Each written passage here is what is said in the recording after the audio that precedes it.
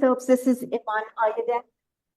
And Iman runs most of our programs and she does all our social media and organizes volunteers. And she has about 360-hour-a-week jobs. And Deb, up there in the top left corner, is our executive director.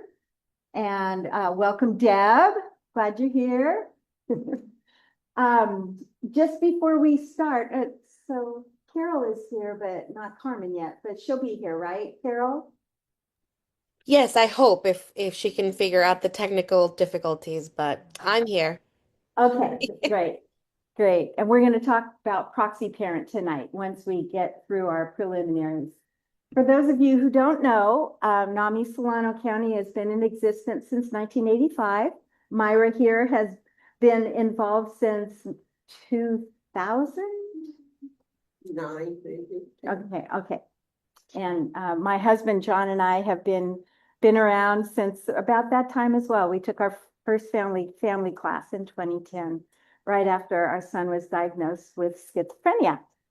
And we didn't know where to go or what to do. And that's basically what NAMI's all about, right? Do you know it was 10 years from the time he showed first symptoms until he got a diagnosis, even though we were going to the doctor all the time. And during those 10 years, did anyone ever mention NAMI to us? No. So that's my other big push, is to get our name out there because we can help. We have resources that we know people.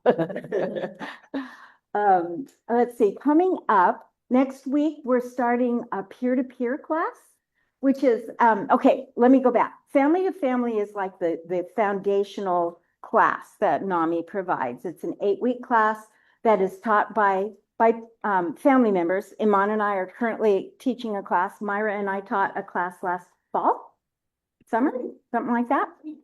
And so we just go through the materials with people and enable them to learn a lot of stuff that we didn't know, and now we do. And so now they do too. It's really cool. So that's for family members. For the peers, for the actual folks who have the mental health condition, we have a class called Peer to Peer. And that's also an 8-week class. It's 2 hours a week. Family to Family is 2.5 hours a week for 8 weeks. And they basically learn the same stuff that the family members learn, but it's geared to them instead of to family members. Iman and Deb and I had a meeting today about our walk. We're holding a NAMI walk on May 9th, Saturday, May 9th, starting at 10, right? We decided Yeah, we're gonna 10 do 10 a.m. Glen Cove Waterfront Park. in Vallejo. And our next month's meeting, this meeting next month, will be kind of a social and sort of a kickoff for our walk. We really need to raise funds because Prop 1 kind of decimated our funding, where we got 326 or 24. 24, 324. $324,000 from the county last year. In July, we will get zero. Yeah. That was kind of what we said. So we are on a mission to raise some funds through funding grants and whatever funding mechanisms we can find. And the walk is one of those. We made, I think, $36,000 on our walk last year. So we would love you to join us for the walk. We would love you to join us in the fundraising and in trying to find sponsors. That's what I spent my day doing today, is talking to sponsors. So that's that. What else do we need to say? The film that we're hopefully gonna show on May 7th, is it called? It's called No One Cares About Crazy People. Really good film, really good. It was based on a man in Vacaville named Mark Rippey. And the Rippey sisters, Linda Rippey, I saw her do this month after month. She would go to the Board of Supervisors and say, my brother was in an accident. He got a traumatic brain injury, which led to him becoming schizophrenic. So the health side said, no, it's mental. The mental side said it's medical. and nobody would treat him. So he was on the streets for 15 years before he died of sepsis and pneumonia. So this film centers on him and also a young man in Walnut Creek that was shot by police 2 or 3 years ago, Miles Hall. And then there's two brothers who have schizophrenia somewhere back. I don't. I'm gonna. Was it Vermont? Okay. Okay. Yeah, there's only three families. Yeah. It's an amazingly well done film, and we're in negotiations with Journey Coffee in Vacaville to show that film in their theater. It talks about Prop 1, SB 43, court, with diversion court, mental health court. CARE Act. CARE Act.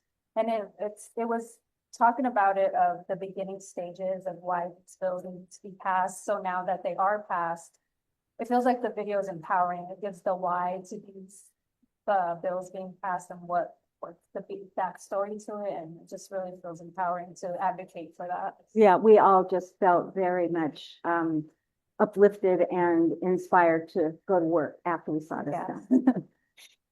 Yeah, With your collaboration with Solano County, and do you meet with the board and let them know these things that you're putting out? we attend the advisory board meeting every Mhm. month The mental health, right, I know that, one, Behavior. but I was just thinking the big board. with people. Dan, Board of Supervisors. Yeah. We, every now and then, but we haven't, we should, huh? After, I was just wondering, after the funding was cut, different things, so that they know all that. I know I see you guys out when we have our booths out, when we do, out at different, you guys are always there, not Table. always there in your blue t-shirts, Yeah. or Yeah. you guys are always fancied up at the walks and at the suicide walks and different things, what I see you guys at. Yeah. You're always represented. But I was just wondering with the board, have you ever been to the Board of Supervisors? We've been trying, we did have a meeting set up, which were canceled and just have no. Some other, We are waiting for getting on the agenda. This is Deb. I just want to chime in. Yes, She we knows have, better, yeah. we have Okay. asked to be in front of the Board of Soups, and Monica Brown has taken as an agenda item for us to present to the Board of Soups, but we haven't had that opportunity yet. We also have one-on-ones scheduled with Cassandra James, and anyone else that will be willing to meet with us in advance. because I've been to one of the mental health meetings when you guys have been there, and you just have such a powerful voice. I'm in behavioral health with Solano County as a clinician in QA. And I have seen some of the changes that have been going on. So I know NAMI's voice will be very powerful to Thank the board if you were able to go there. Thank you. So That we is need you something we also. should do. The community needs you, and you have a great voice of the need of what is out there, how, I don't know, society is failing mental health and our clients right now. Yeah, absolutely. So just wanted Absolutely. to put that out, Are you hearing us? particularly with funding Are, for you and other yeah, community partners. yeah, okay. So, people on Zoom, can you hear when we're speaking? Yes. Okay, awesome, good. Okay, well, Deb, Iman, anything else we should hit before we get to the main event? Glad you made it, Carmen. I think that's it for now, but I'll probably think of something wrong. The emails that you get reminding you of our stuff comes from Iman usually. And she does a newsletter a couple times a month. And Yeah, newsletter goes out once a month. We also have the resource line. We're trying to build peer gatherings to start in May. We want peers to come together to have that interactions. That way they feel connected when we do have our support groups and our peer-to-peer classes, because it can be scared to come into something that you're not very familiar with. And I do feel like bringing everyone together so they can connect and there's one better. You know, like, oh, so coming to the general meeting, let's go. This group sport is going. so we're really glad you're here tonight. And you probably came to hear about Proxy Parent. I just want to just give a little quick intro. I found them. My husband and I had developed a trust for our son because we knew that when we die, if he inherited all the money at once, he would lose all of his government support. So SSI, SSDI, Social Security, all of it. And so I was always on the hunt for what are we going to do? We can't really load our daughter up with this. That would be too much. And so I was at a NAMI conference, I think in Orange County. And here was this booth and it said Proxy Parents. So I went and talked to them and they were so inviting. And the man I talked to, I can't even remember his name, but he was funny and engaging. And then they had a session and I attended that and I was like, okay, this is the answer. This is where we need to go. And then when I started doing these meetings, I thought these folks would be the perfect people to come and talk to you about your loved one's future. So Carol and Carmen, you have the stage. Thank you so much. Thank you everyone for being here today. We're so excited to uh, share about our organization. And so I'll get started. What we'll do is I'm going to put up some slides and I'll kind of go through them at first. And then at the end, we can open up for Q&A. So if you will just allow me 1 minute to share my screen. There we go. And start from beginning. Can you tell me if you can see my slides? Perfect. Perfect. Okay. Now I just gotta, let me just hide the little speaker box. There we go. Okay, so thank you so much for being here today and bearing with us through a little bit of the technical difficulties. My name is Carol Larkin. I'm the Director of Client Relations. On the call is also Carmen Bowen, our Executive Director. We are here Hello. from Proxy Parent Foundation to talk about special needs trusts, essentially. So, Proxy Parent Foundation is a nonprofit organization dedicated to assisting people with disabilities by safeguarding their access to public benefit programs through the creation and administration of a Plan of California Special Needs Trust and by providing family-like personal support services. We were founded in 1990 by parents of children with severe mental illness, many whom were also NAMI parents.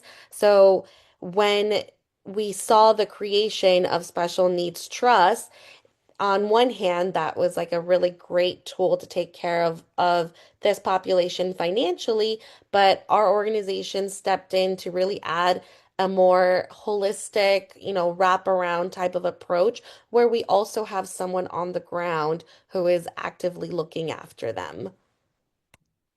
So, what is a special needs trust? Patty kind of touched upon it a little bit, but it's an estate planning tool that allows its beneficiary to shelter assets and protect qualification for certain government benefits. A person can have a standalone special needs trust. So that's where a situation where you would go to an attorney and an attorney would draw it up for you and you would find one person to manage it all. Or you can join a master pool trust like Proxy Parent Foundation. And a master pool trust is really all to say is that we're a nonprofit that is managing multiple special needs trusts at once. And it's important to establish a special needs trust is to ensure that any inheritance or financial gift does not disqualify your relative from public benefits like SSI or Medi-Cal. A special needs trust can be used in a handful of ways. Really, the philosophy behind it is to supplement rather than supplant government benefits, and it ensures that the beneficiary is able to benefit from both funding sources continuously. It's used to pay for extra medical, education, recreation, and social services not covered by public benefits. Examples include computer, internet, an AAC device, cell phone, personal need items, etc. And it can be used to supplement food and shelter in specific instances. Now, I do believe that food on the Medi-Cal side of things is no longer a thing, but SSI does have some rules about using funds for shelter and housing. So there are two types of special needs trust, and really the difference is just where the money is coming from. So a first party trust is funded with a disabled person's own assets. So it's either a personal injury award or a settlement, or they were already left an inheritance directly. It may or may not require court petition by a parent, grandparent, or legal guardian. And really, the big caveat here with a first party trust versus a third party trust, which also makes pre-planning so important, is that when the beneficiary dies in a first party trust, any remaining funds are subject to rules that require the trust to repay the state for Medi-Cal benefits used. So it has a Medi-Cal lien. Third party trusts do not. So in a third party trust, it's when someone other than the beneficiary provides the asset, such as a family member or another concerned party. In this instance, when the beneficiary dies, there is no Medi-Cal payback. Instead, you as the grantor would designate who can receive the remaining funds after a 25% retention by plan as a nonprofit trustee.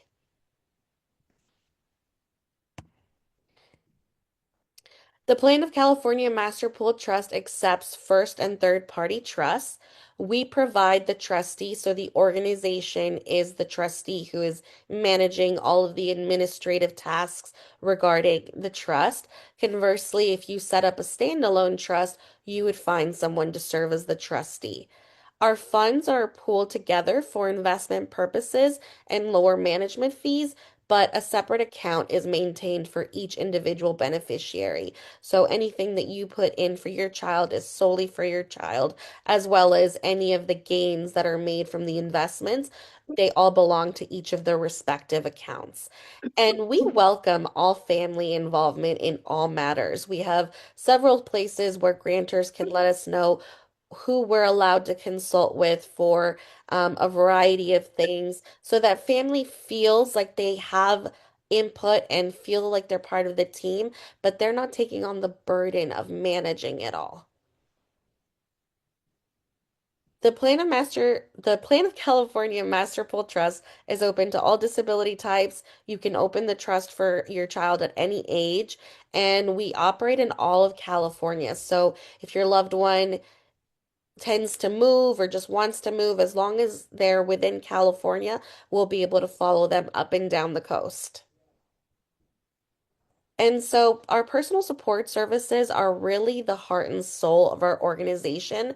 Like I said, the trust administration is the financial side of it, but who is also going to be on the ground, keeping an eye on the beneficiary and supporting them as they navigate life without a parent now, more so.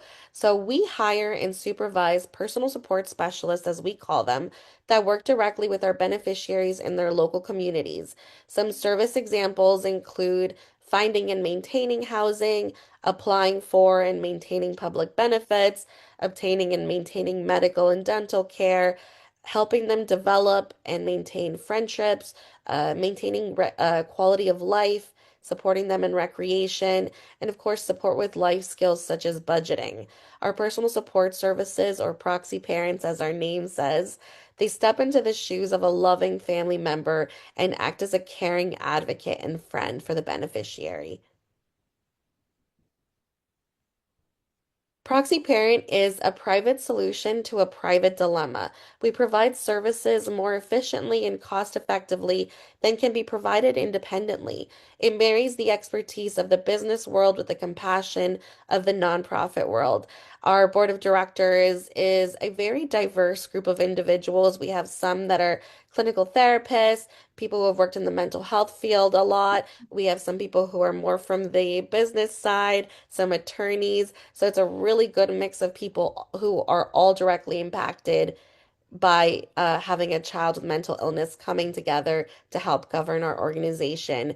And it's really a model of what dedicated community members and disability advocates can accomplish. Our personal support services will give you peace of mind and help answer the question, who will care when I'm not there? In addition to what other pool trusts may provide, there are a handful other ones in the state. Ours specifically offers enrollment without court approval. You join by simply signing a joinder agreement, as we call it. We do not have an asset minimum or maximum to join. Um, this might not be the case with certain financial institutions like banks, some fiduciaries, etc. Check that when you're doing research. We have a really great team of partners that we work with, which provides a system of checks and balances. So no one person can do anything to an account without these three other entities also reviewing it and approving it. So it really is, it's a safety net. Our investments are done by a company called Lynbrook Capital. They're based out of Los Angeles. The custodian of our funds is Fidelity Investments, and our trust agent is ML Management, another company based in Los Angeles. And of course, our personal support services, which are unique only to us. No other pooled trust in the state offers a similar service. We also offer a pay-as-you-go program. So for families who are set up and enrolled with us, that doesn't necessarily mean that the trust is funded because it could be funded after you pass. But if you need support in the here and now, we can set up an account in our pay-as-you-go program so you can access a personal support specialist to help you with whatever is happening at that time. So whether you need extra support and care or respite. Some examples, really one of the most common ones, which is the third bullet point, is hey, I'm getting a little older and I would like to transition my child out of the house so it's not as sudden when I pass. Great, let's step in and start building that rapport with them and helping them transition out of the house while you're still here. We've had families who have called us who their child is in a current mental health crisis and they've gone AWOL and they basically have a generalized area of where they think the beneficiary is living on the streets. Great, our PSS is going to get out there, really try to search for them, and then once we find them, help them rebuild everything. So getting a license, then applying back for benefits, trying to get into stable housing. We have some families that are just, hey, I'm finally retired myself now. I'd like to be able to take some time, go on a vacation and just feel comfortable that someone is here to look after them and also be a point of contact in an emergency. So those are just a couple examples of how families use our pay-as-you-go program.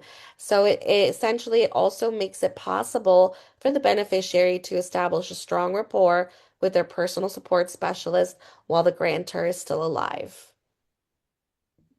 And so setting up a special needs trust is a really big thing, and it can be very overwhelming at times. What's the right option? Do I go standalone? Do I go master pool trust? What do I do? So these are some of the common questions that we discuss with families when we're doing intro calls. So things to consider is who's going to be the trustee of your special needs trust. So with us, we are the automatic one when you join our organization. But if you have a private one, a standalone one, options include a family member, friend, private fiduciary, or financial institution. Would your trustee know how to invest and manage the funds? If the trustee is a family member, will it cause problems? What sort of oversight will the trustee have? It is incredibly unfortunate when we see fraud happen with special needs trusts. Does the trustee know how to serve the needs of the beneficiary? Think if they're in crisis and they've gone AWOL or, just whatever they might need. Will the trustee be able to keep up with the changing government benefits regulations? Just even in the last 2 years, we've seen two Medi-Cal changes. We went from unlimited assets to now I think it hovers around 130, I believe. And will the trustee understand the tax requirements for filing taxes for the trust? Um, I would say that about 40% of our calls are persons who are already managing a trust who say, I'm just so in over my head. What do I do? But it is really hard to pivot once a trust has been funded. So that's why pre-planning, conversations, education is so important. And with that, that is the end of the slides. What I will do is I'll just leave this up for a couple minutes, but then we can just get into Q&A. Or let me get back to that.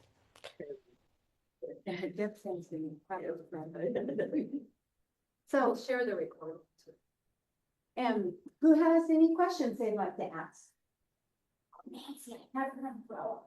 It's in my car. Who has any questions for Carol or for Carmen? Mr. Phillips? Yeah, so after,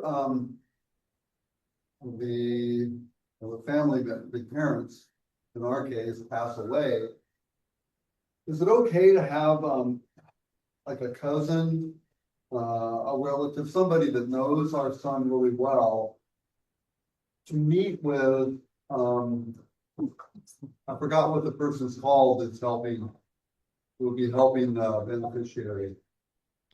What will be called, You could just call it PSS for short. ESS. To meet with them and just check up, how's he doing, what's going on, and they would be a contact.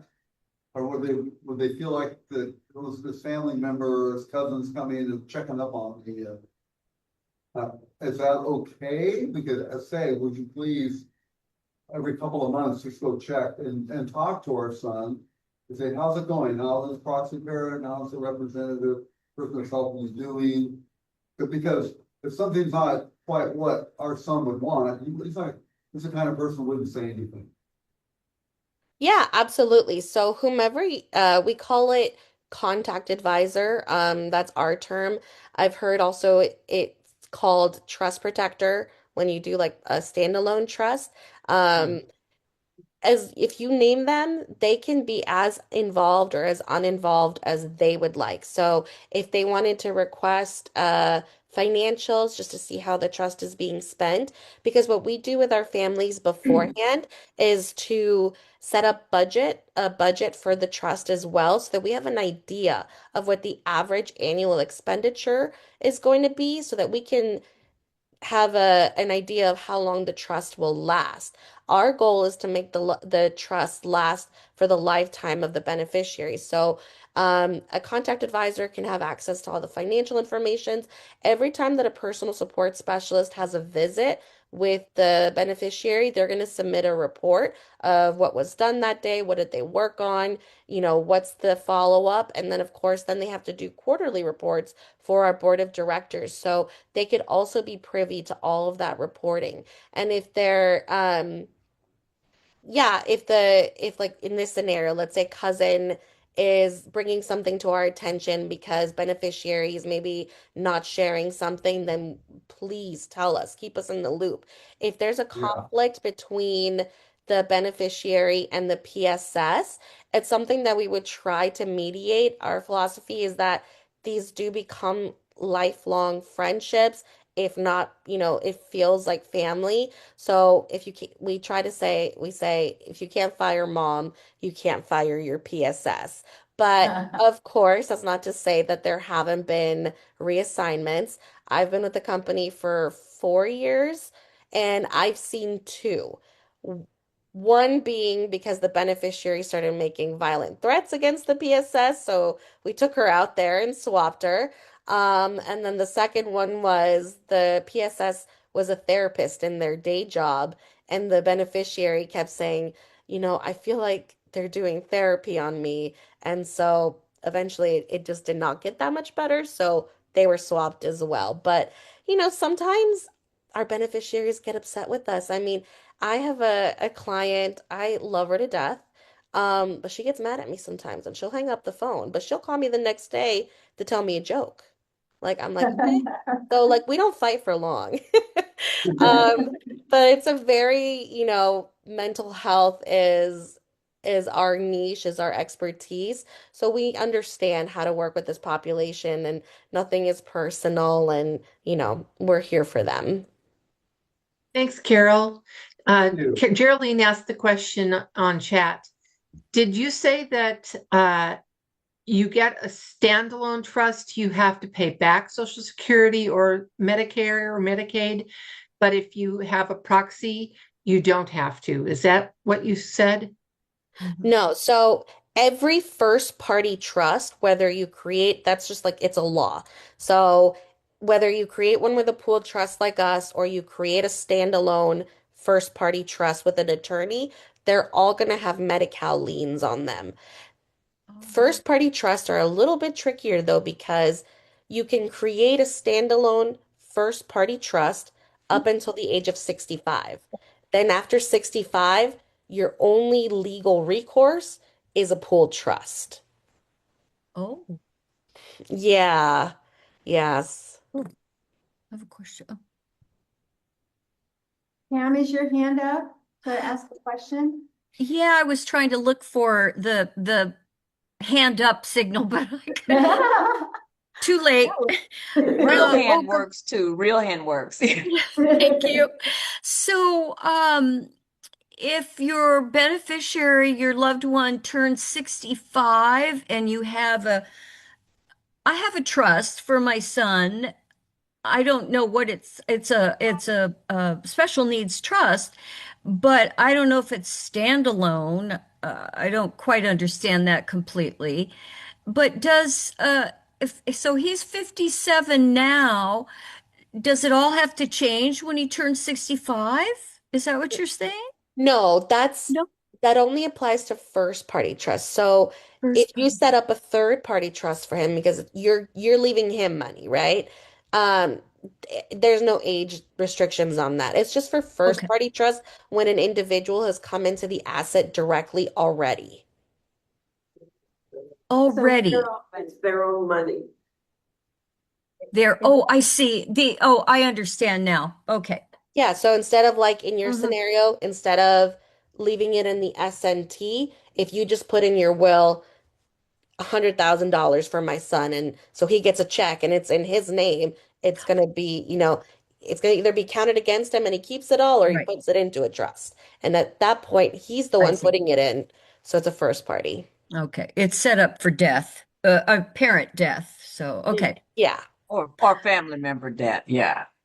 Because Right. sometimes we get, your other family members or friends that are caring for people. You just never know. So we want people to understand a lot of us care for people that might not be our biological families. Right. That's true. That's a good point. Oh, I have another question. I raised my No hand, problem. see? Oh, it's so yay.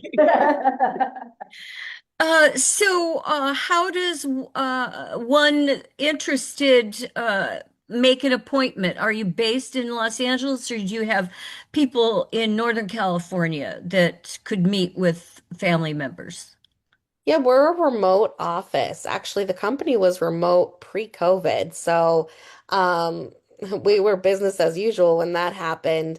But all of the employees, we are all happen to be based in SoCal. So we can meet virtually, phone, Google Meet calls, Zoom calls. When we happen to travel up north or central, we do like to send out email blasts letting our community know in case they did want to come meet us out in person. But yeah, physically, we all happen to be in SoCal. Right. And Carol is correct. We have had many of our families and beneficiaries come out and just say hi. They wanted to meet us when we were out. I know recently when we were in Santa Clara, they came out to meet with us, and that was really good. So, but mostly we are virtual, and it works very smoothly. And even if you're not as savvy with video calls and stuff, although Pam, you raised your hand, that Oh means you're yeah. very savvy. Yeah. Okay. Oh yeah. Yeah, you got it. So, I've but been no, doing this it for works pretty 5 years. smoothly. Yes, yes, all of us, yes, definitely since the pandemic. But no, so most it works pretty seamlessly, and we're Okay. there to help you all the time. Yeah, and our personal support specialists are all throughout the state. They're based out of wherever the beneficiary is. Of course, we have hubs in the sense of clusters of them, San Francisco area, Sacramento area, LA, OC, where we have more and more beneficiaries, but there are those little pockets where we're, getting the smaller pockets, and then we'll just have to hire at the time that the trust is funded. So, but wherever the beneficiary is wherever we'll find someone to provide those supportive services. Thank you. Patty? All on me. Uh, I can attest to the fact that the process of getting this going is very, very good. My husband and I met on the phone, we did a phone interview with, was it you, Carol, or is there another, was it It was you? me. Yeah, okay. And they have this form that you fill out and they make you think of things you never would have thought of before. Like, do you want to be able to have a vacation? Go on vacation. What about clothing? What's it called? Budget. New car budget. Yeah, all of that. And plus, figuring how much you want, how many hours a month you want the personal support. What is it? Specialist to Yes. spend time with your loved one. And it was just a really, really good process to help us think through what he was going to need once we're gone. Yeah, thank you. Yeah, it is very thorough. And they're living, breathing documents. So we also hope that our families are gonna update them, call us, email us with updates so that we can start building a file. So by the time that we step in, hopefully we have a pretty good historical look back on where the beneficiary has been and where we're stepping in. And yeah, so I mean, that's what we try to account for everything. And, the budgets, they're just guides, of course. I know we can't anticipate right now what the client might need in 30, 40 years, of course. Things change, but it's more of a guidance so that you feel comfortable as well with the general direction that this will go. And that goes for the hours as well. It's whatever you feel comfortable with, but also what's feasible for the trust. We don't want, like I said, our goal is to be there till the end, and that's how we calibrate that budget. Then afterwards is how long is this going to last? If we anticipate it's going to be funded in, let's say, 20 years, the beneficiary will be this old, and then, how long, what's the average in your family so far? Do we think that a 30-year trust is going to be sufficient? We do all of that work with you so that we can really be there long term for the client, not just let's spend this in 5 years and say goodbye. Yeah. Geraldine has a question, Carol. Geraldine? Or is it in the chat? I think I saw something. It's in the chat. Yeah. She said, I think she had another. Okay. Did you say that you cannot spend the trust on housing? Okay, and if you have a trust that is going to enable account, do you have a lien to Medicaid? That I can't answer that on the CalAble side of things. Um, yes, so with SSI, the only housing stipulation comes from SSI. SSI stipulates that if you use your special needs trust funds to either pay for housing, whether it's all of it or supplementing. This includes rent, mortgage, property taxes, HOAs even.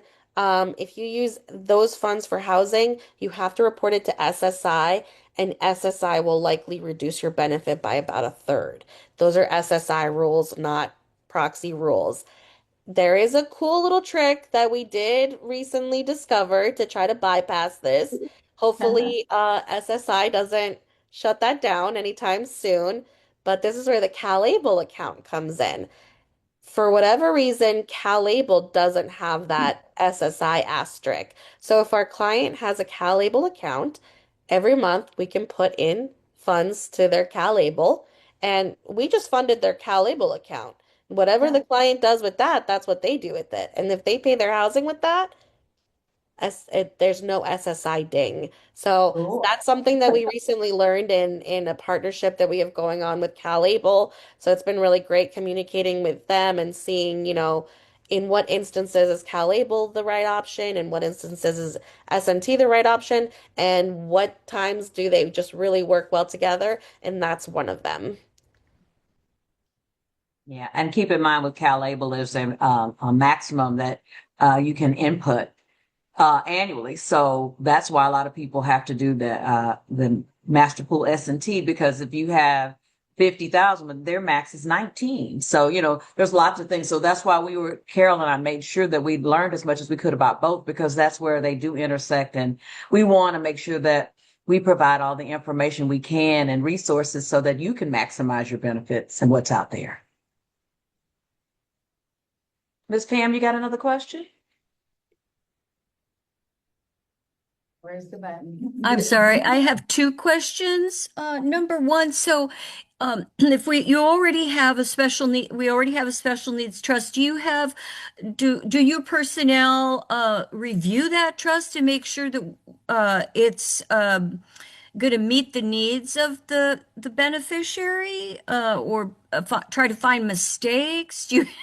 Do you have an attorney that looks it over before you take on the account? That's number one question. And then, gosh, we were leaving a house to my son, not to him, but just um, in his name. He would never own it or couldn't sell it or anything. But if that's the case, is SSI going to ding him? Oh my God.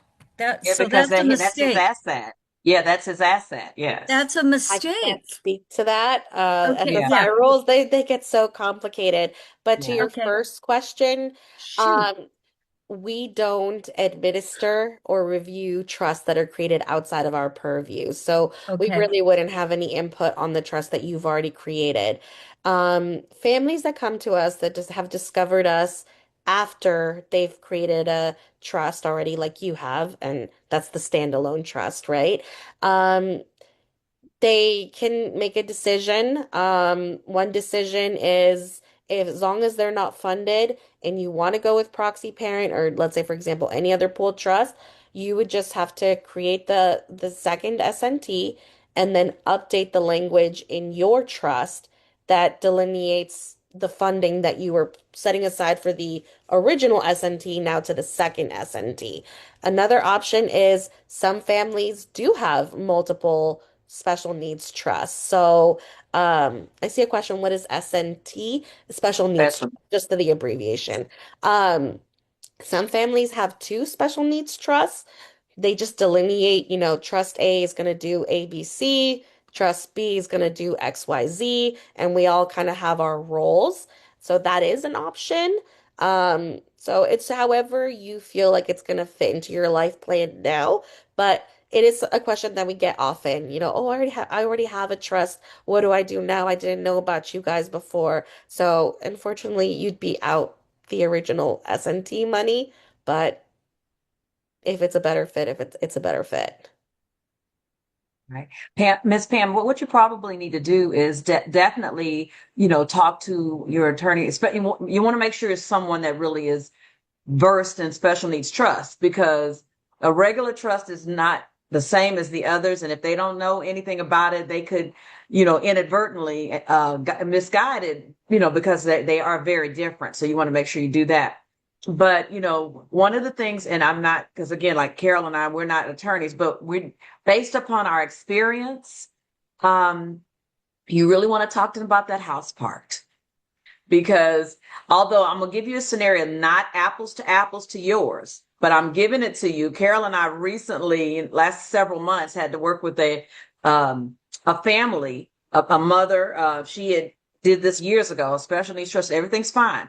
What she did, and correct, fill in gaps, Carol, if I forget any, but what she did is she had the house, one of a family member, they were going to be the trustees to sell the house. And then everything is fine with the special needs trust. She had the money going. But one of the things that she hadn't thought of, and now we're starting to see now, because people have now lived longer. So her child has schizophrenia. So when the house was being sold and the family members followed what the parents' wishes were, but she didn't think about, gosh, my child has lived in this house their whole life with me. And what's going to happen when we have to do that and then they have to move. And that was a lot. So, but one of the great things was we all banded together at Proxy Parent Foundation. She did in her special needs trust, because her child had mental illness. She set it up to have a personal support specialist, the PSS. And we found she was already a PSS with us, and it's magnificent. And we were because think about when the family went to go and say, hey, you got to move. That person was livid, and it was overwhelming, because don't forget the parent passed and now you don't have a home. So we had to have that person go in and get to know her, can you open the door, so we can talk. So she started working with her, building a relationship. They were still in the process of selling the house. They had a contract. So they worked that our PSS worked with the family, who we still are in contact with now.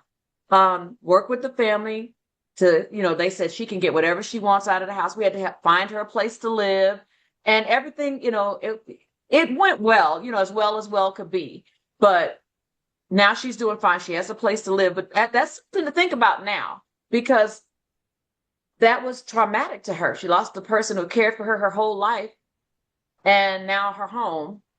And then the house is sold to fund the trust, which is what was needed, but that little gap in between. So, a lot of parents we're talking to now, we say, you might want to consider doing a personal support on an intermittent basis. We have partial fund options, because partial fund or pay as you go, so that you can kind of build a bridge, if you will, for the future. And so that you can see how it would work with that person, see how they would take to having someone help them.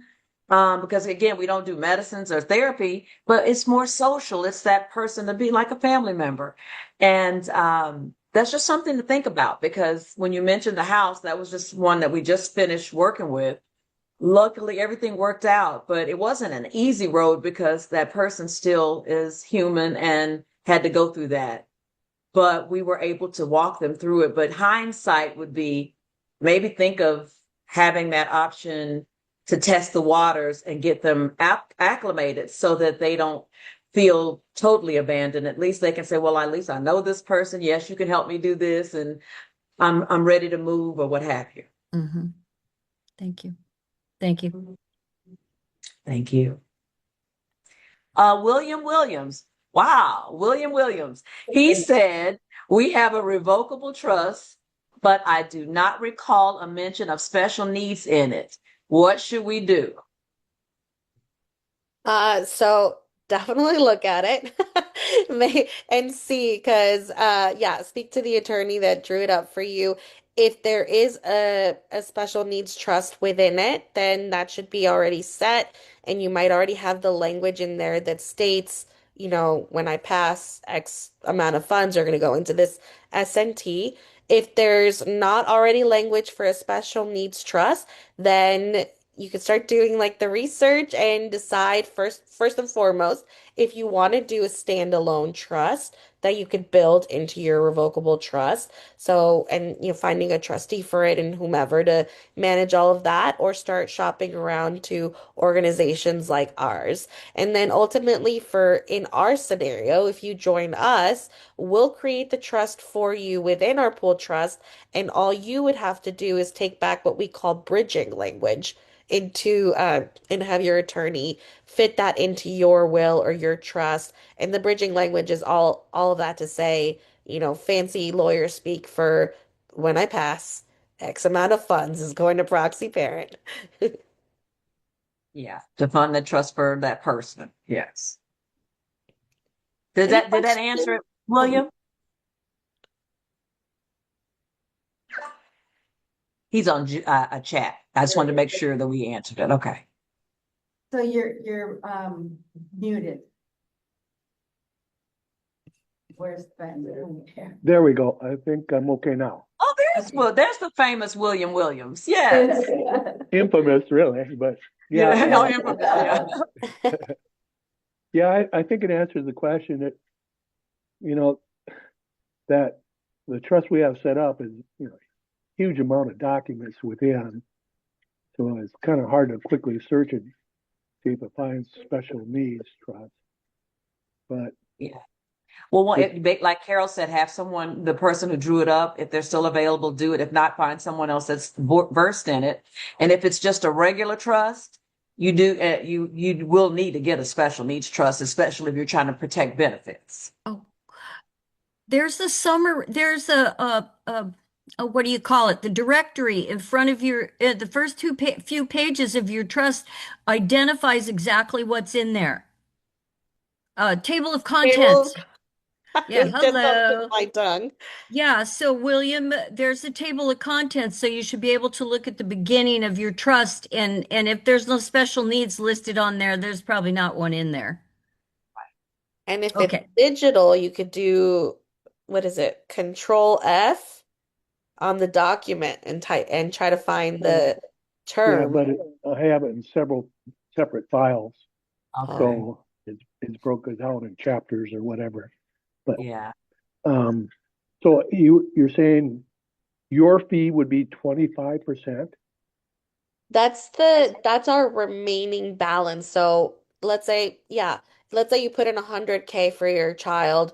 They spend about 80 of it, but then they've passed away unexpectedly. First and foremost, we're going to take care of any end of life costs, making sure that they're buried, cremated, whatever their plan was, and that all of that is squared away.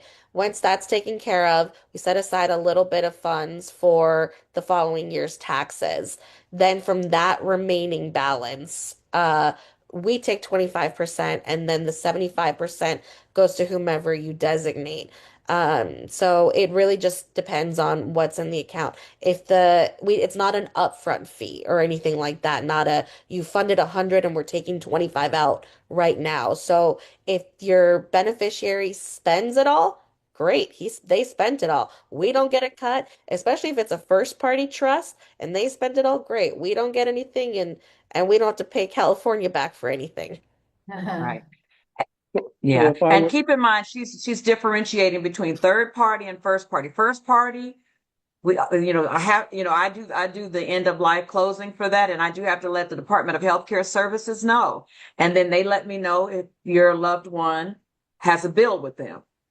But really, almost to me, the bill is almost irrelevant because if there's hardly nothing left, I've had $1 million bill. I'm like, well, we'll send you $125 to knock this bill out. But you know, yes, but only the first party trust is the only one that falls into that category. Yeah. But I did have a first party beneficiary that passed last year, and I got the bill from Department of Healthcare Services, and the bill was maybe $30,000 and he had more than that left.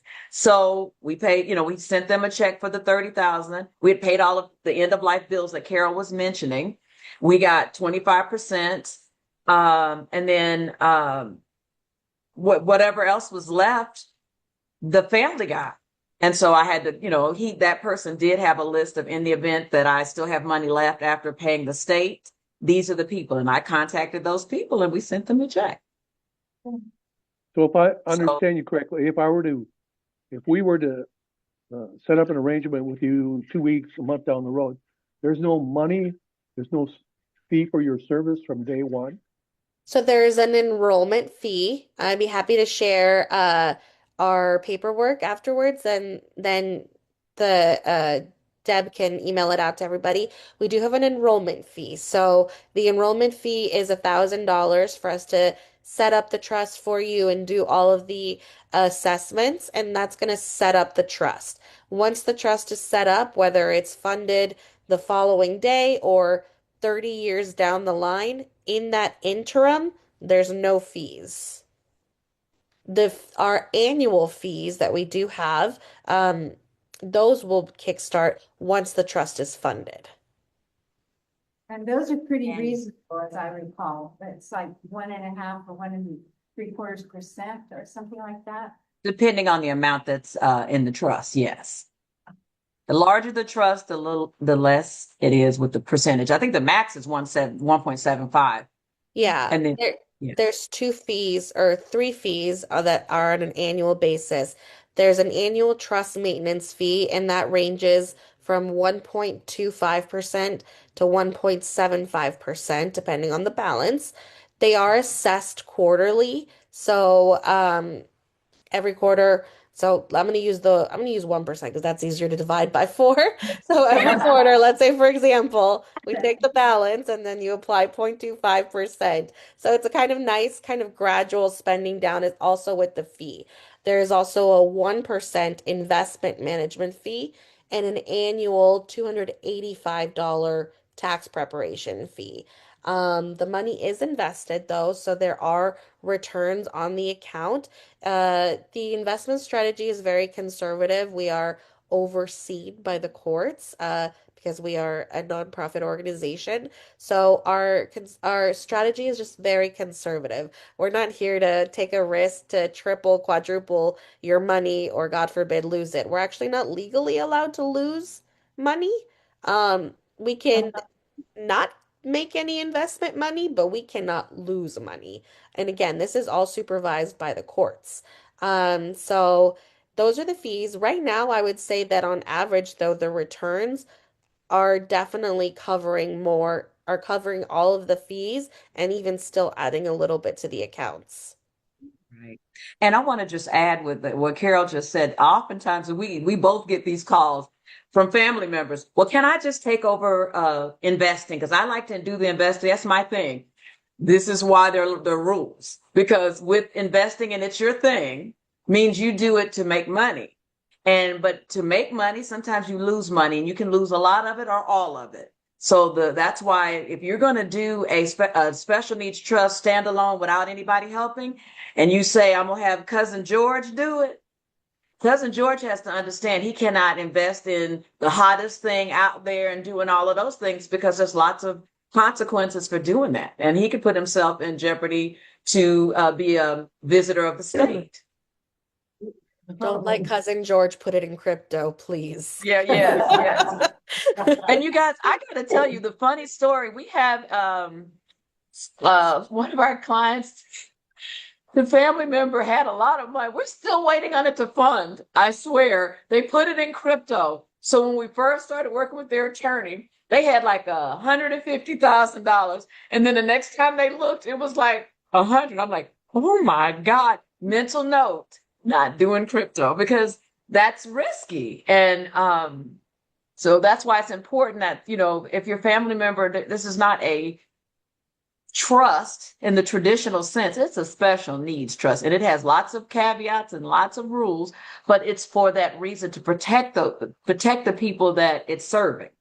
And that's important. So, we have lots of family members that'll say, I want to do it, or they'll call us because Carol mentioned they're irrevocable once they're funded. And it's really a good thing because we get family members say, well, we just want to do it and give us the money. And I'm thinking, but what are you going to do? Because the person who did this, the mother, father, whomever, they had the hindsight to say, this is the best thing for me. This is what I want done. And we adhere to their rules, their wishes, based upon the rules of the state, right? And a lot of people, we're thinking, are you going to really do you have the wherewithal to actually manage this and do what that person wanted for their loved one? It was their money. This is what they wanted done. And it's really something to think about. And I think, Carol, the best story was when we had one of our beneficiaries that she's still alive. She's a grantor, a mother. She wanted to meet us. So we said yes. And she came to meet us. She brought her son, who would be our beneficiary, and he brought his partner. The partner kept saying, there's nothing wrong with him. And he doesn't need this. And the mother looked at Carol and I and said, and this is why I have it. Because people that have special needs can be easily swayed, taken advantage of. And he was pretty much saying, gonna marry this guy and I'm gonna be over the money. And the mom has said, oh no, you're not, because I've the money never she been wanted to go. grilled so Yes. intensely by someone. Like, what's gonna stop you from taking all the money? And I'm like, the law. I'm like, what's Right. gonna stop you from taking all the money? Right. So we say that, and I'm glad we've had those experiences and we like to share it because who would have thought? And when we looked at the mother and when she was looking at us like, this is why I did this, because she doesn't want anybody taking advantage of her son when she's gone. Yeah. And that's another thing. It's really a safeguard and it's unfortunate when we see family members who are also trying to take advantage. We recently had a situation where a mother was trying to turn in phone bills for her son's trust, and I started reviewing them and I'm like, this is really high for one cell phone line, which is all we're paying for because it should only be the beneficiary's cell phone line. Come to find out, there's a handful. She's trying to pay off for the whole family. And so we had to put a stop right there and just say, we're not going to pay this entire bill. We can highlight the beneficiary's number and pay that portion, but we cannot do the whole bill. She was not happy. She cussed me out over email and she was like, she just was not happy. And it's an unfortunate situation, but the trust is not for anyone's benefit but the beneficiary. And Right. that's what And we she, safeguard. And right. if she was running that trust in that unfortunate situation, it probably would have been gone years and years ago. Right, absolutely. And she, and I was, because we work as a team and, I'm executive director. She called and she's trying to say, Carol's not giving me money.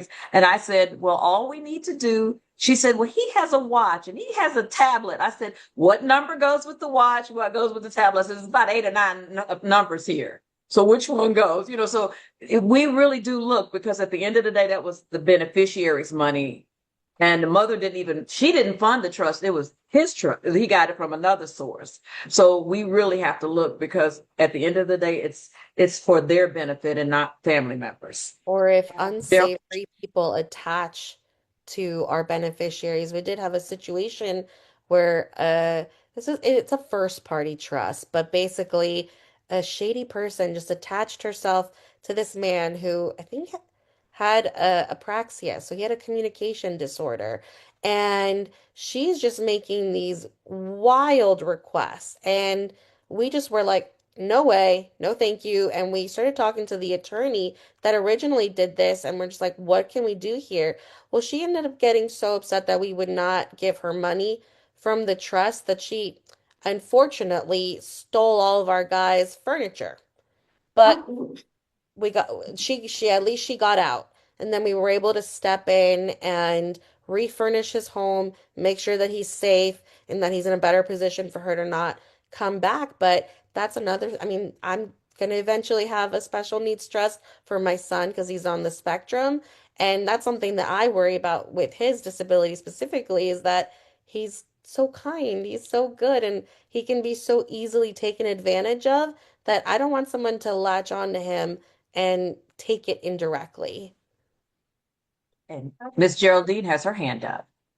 Do we have any Yeah, questions this from will the? be my last question, I promise. No, no, you're So, fine. um, we have two disabled children, but three children altogether. So when we pass, um, everything will go to the trust divided by 1/3, including the home. Now, but both of the disabled kids also have a able account set up. So now my question is, the way we have it set up, are we going to be possibly losing some of their social security benefits for housing? I don't, I would say it just mainly depends on the amount that you're going to give them. Because CalAble has a 20,000, it was raised this year. Last year was 19. This year is 20K deposit limit. So if you think that your inheritance at the time, and who knows, maybe it'll kind of steadily climb over the years as well before it's time. But if you know that the amount is going to be in that range, then certainly you can direct it to CalAble. That's an option. But if it's going to be over the amount of the yearly deposit for CalAble, then you can only Yeah. deposit the maximum. And then what are they going to do with the rest of the funds? Okay. But one of the things that you want to think about, and Carol mentioned it earlier, the SSI is only going to reduce the benefit that they give you monthly by 1/3. So let's just use a round figure because me and Carol, we need the round figures. $1,000. Say they get $1,000 a month. Well, we know living in California, north, south, east, or west is very expensive. So if they're getting $1,000 a month and they reduce it by 1/3, that's $300. But we know that rent or lodging, any of that is much more than that. So really, it's not that much to lose in the grand scheme of things, whereas you can use it from your the special needs trust. So a lot of people, they'll say, well, yeah, you're right about that. I said, because if you're just going to lose $300, but you need $3,000 a month for rent, yeah, I would rather lose the 300 if you can't work it out with CalAble. You see what I'm saying? So there's ways to work around it, but you have to look at it like that. You know, what is your opportunity cost? Well, you're not losing that much, because at the end of the day, they're going to get much more from the trust to pay those bills than what they're losing for SSI. Yeah, and that's why every situation is so individual. But I was gonna say, Carmen, I like your point. Y'all, we're social science majors. We're not math majors here. Cammy, you have a Yes. question? I do, do you need a diagnosis from a doctor to be able to set up one of these funds? No, no. Can you repeat the For whatever question? I didn't reason, The quite hear. question, oh, the question was, do you need to show paperwork from like a doctor with an official diagnosis of sorts for a special needs trust? And the answer is no. We have families whose children's only situation is substance abuse, which is not really like a DS. I mean, it is in the DSM, but you know, you don't get paperwork for it. But all of that to say is that whatever reason you feel like you might want a special needs trust, that's a valid enough reason. Thank you. You pretty much yourself diagnosing, self-determining, and they do not require that paperwork or proof. So if you say, you know, a lot of us as families, some of our family members aren't diagnosed at all, but we all know we've already given them a diagnosis. It's like that person has to have this, you know what I mean? Or we'll look it up online. That doesn't mean it's really true, but the law does not require you to validate it.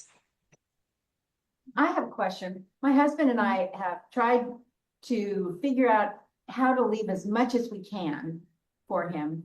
And Carol helped us figure out the budget and everything for so many years.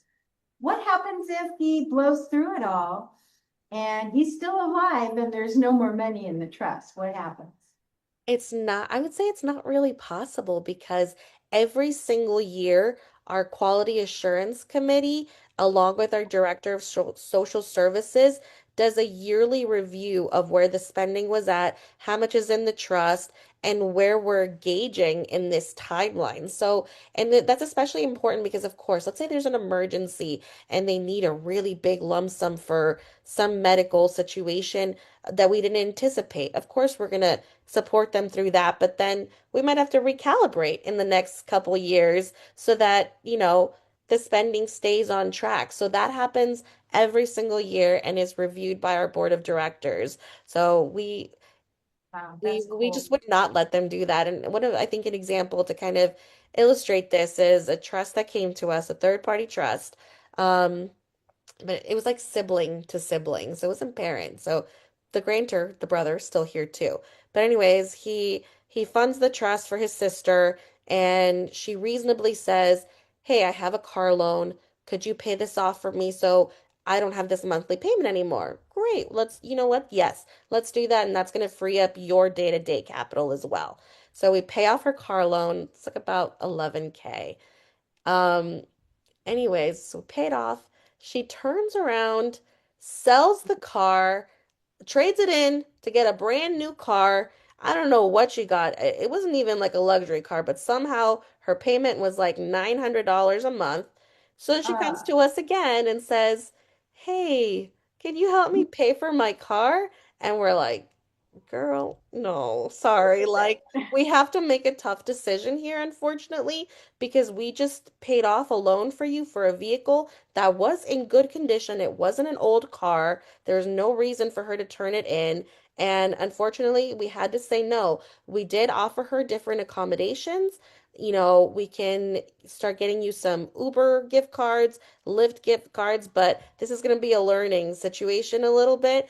And we are, you know, talking to her now. If she shows some more responsibility, we can maybe begin another conversation on it. But that's kind of the tough decision sometimes that we have to make as the trustee. Well, not me, thankfully. I'm just nice and I do Look, enrollments and that comes info. on to me. Yeah, I come under that happens. Carmen.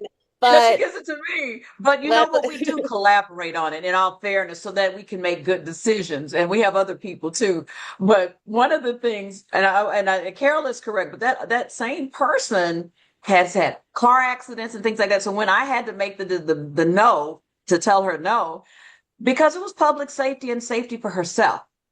And also the longevity of the trust. And she's young, she's maybe 50. So she could live 30 more years. And so we can't keep doing cars and all of that. We have to make those decisions. yeah, Oh, well, that's not only that, wonderful. it's because she rented a car after we told her no. She rented a car, booked it to the East Coast, and got into an accident out there, totaled the car. We had to go get her, bring her back after she was all, mended a little bit more. But yeah, so she's not getting a car anymore. But No. all that to say, it's tough decisions, which again is something that family members who might have to do this have to really consider. What are you going to say when you have someone that's saying, I need a car, I need a car, and I won't stop pestering you until I get a car? Are they going to give in? And then, and then do you make an assessment? I want a Lamborghini. What do I do? Your trust can only afford a Honda Accord. So that's another thing. So I think there's some, I think, comfort in letting us almost be the bad guys sometimes, which does happen. We don't deny things really at all often, but like sometimes tough decisions do have to be made. Right. That And even was we had, the reason go ahead. that was the reason we didn't want our daughter in the position of being the trustor. Is that the word? Yes. For him to be going to her and saying, send me money for whatever, put her in that position. So it's much better if you guys are the bad guys. And that's okay. We're Carol and I are happy to be the bad girls. But you know what? We have one client, the one I gave you an example earlier, whose mom passed. Well, she was used to live, having things she liked. She was asking, could she get a Louis Vuitton purse, Oh a my, real one? yeah. Yeah, a real one, not the one off the, the fake looking. Hopefully it looks real, but it's not. She wanted a real one. We had to have conversations about that because it's not that I wanted to say no. Did she have enough money in the trust and would it jeopardize it? No. But what I asked, I'm like, well, where are you going to wear it? Because anybody that has a high-end purse or jewelry, you're susceptible to robbery. And I'm trying to figure out where you're going to take this, where you're going to be, because I don't want to get her something so expensive and then she gets knocked over the head and is harmed. So we had to think about where you're going to wear it, what you're going to do. And she still hasn't really, we still going back and forth, but I don't mind saying yes to it. I just don't want to get a call saying that she got knocked over the head for somebody to take her purse because she's probably going to tell everybody it's real. She wouldn't be like me. No, it's fake. It just looked good. I bought it down at the swap meet. No, see, I would say that whether it was real or not. But she's gonna tell them it's real. And that is where the fear came, and again, that's how we have to think about it as our family, because I would not get my mom anything like that. I'm like, Mom, we're gonna get you to swap meet and you tell them it's swap meet so they won't try to steal it. But yeah, so that's kind of some of the And I was gonna say challenges. a little bit to that is even spending behaviors. Even us who are not the PSS, just the, staff, we get to know our beneficiaries intimately and we can start to see this feels like you're starting to request a lot of things. Could you maybe be on an up manic swing right now? Because that same client, sh- Botox, plastic surgery requests and things like that, and we're just like, are you okay? Like, do we need to come see you? And Miss Geraldine, you got another question? Yeah, I'm Oh, there's sorry, somebody I else in the back lied. too. I can't see. My Yeah, mind yeah. is always on rapid fire. My question is, what happens to the people if your agency closes? Well, we've been around almost 40 years. So, but that is a valid question, Ms. Geraldine. But there are provisions within all legislation and what we have to do. We're nonprofit and we have to come up with the next person, they'll turn all of that over, because keep in mind, we don't have all that money and stuff in our coffers. We have Fidelity is where the money is. Then we have someone else investing, and then we have another person that writes checks. So even though I might say yes or no, I don't have any access to the money. I can see their accounts, but have no access. So all of those assets can be transferred to another entity, but we have to go through it illegally through courts and things like that. Yeah, absolutely. And as a nonprofit organization in California, it's the what is the attorney, state General? attorney, the general? Yeah. Sorry, State I'm attorney blanking general. right now. Yes. State Yes. Attorney General, yes, General. who Yes. oversees all of like our organization. So they would be the person stepping in to really find a plan. But the way that not my lawyer, our lawyer explained it to me the other day, because I was asking him about it too, is that it would probably be a pooled trust transfer. So we would find another pooled trust to send the accounts over to. Right. But it wouldn't be anything that Proxy is, because there's other entities that are there. Yeah.